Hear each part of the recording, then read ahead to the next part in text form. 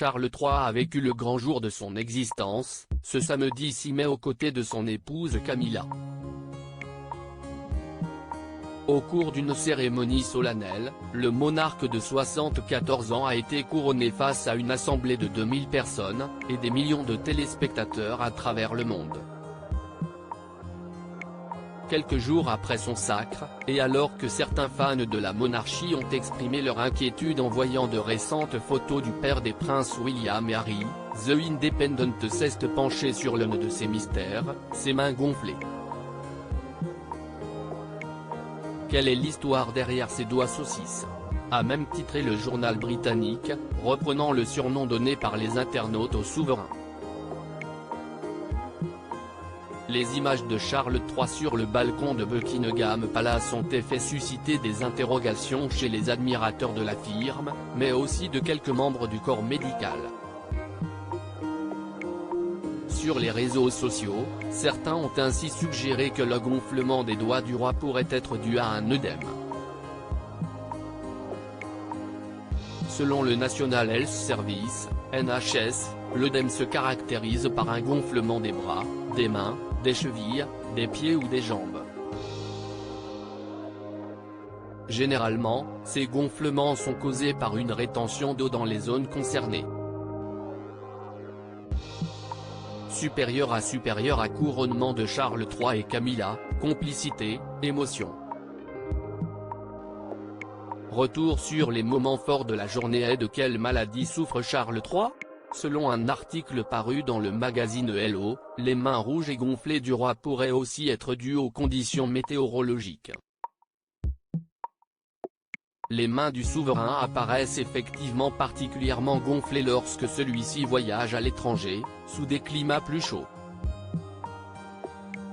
La cause pourrait aussi se trouver dans une maladie telle que l'arthrite. Celle-ci est une pathologie inflammatoire chronique qui s'attaque au tissu des articulations provoquant des gonflements, douleurs, de la rigidité et une perte de souplesse. Il n'a cependant jamais été confirmé par le palais que le roi souffrait de telles pathologies. Dans le Daily Star en septembre 2022, le docteur Gareth Knight de l'université de Chester, estimait que, quelle que soit la raison de ces gonflements, ces derniers n'étaient pas nécessairement le signe d'une maladie grave. Le prince William avait les mêmes doigts que son père à la naissance. Cette particularité du roi semble être apparue du jour au lendemain. À sa naissance, les mains de Charles III avaient interpellé sa défunte mère, la reine Élisabeth II. Cette dernière en avait même fait part à son ex-professeur de musique dans une lettre écrite quelques jours après son accouchement, en 1948. Il est très gentil et nous sommes extrêmement fiers de lui. Il a une paire de mains intéressante pour un bébé, aurait écrit la future souveraine, selon The Mirror. Elles sont plutôt grandes, mais avec des doigts fins et longs, ce qui n'est pas du tout le cas de la mienne et certainement pas de celle de son père. Il sera intéressant de voir ce qu'elles deviendront, avait-elle ajouté.